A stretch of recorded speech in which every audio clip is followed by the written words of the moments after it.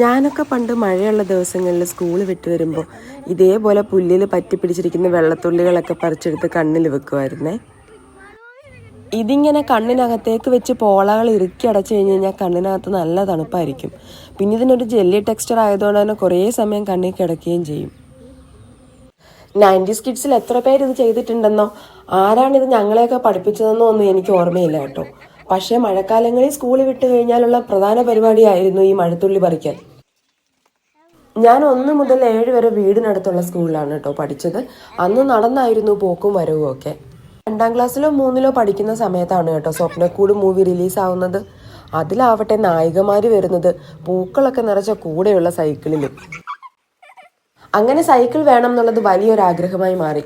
പക്ഷെ മോള് സൈക്കിൾ ചവിട്ടിയാൽ മറിഞ്ഞു വീഴോ വണ്ടി ഇടിക്കുമോ എന്നൊക്കെ ആകുലതപ്പെട്ട ഓവർ കെയറിങ് അച്ഛൻ അത് വാങ്ങിത്തരാൻ തയ്യാറായില്ല.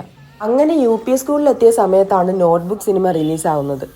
വീണ്ടും സൈക്കിൾ എന്നുള്ള മോഹം കലശലായി, വാശിയായി, ബഹളമായി. ഞങ്ങൾ 3 ഫ്രണ്ട്സ് ഒരേപോലെ ലേഡി ബേർഡിന്റെ കൂടെയുള്ള സൈക്കിൾ വാങ്ങി.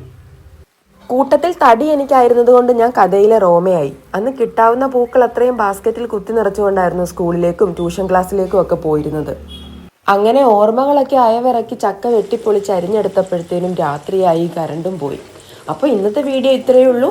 അടുത്ത വീഡിയോയുമായി വീണ്ടും കാണുന്നത് വരെ സസ്നേഹം, മീര കൃഷ്ണൻ.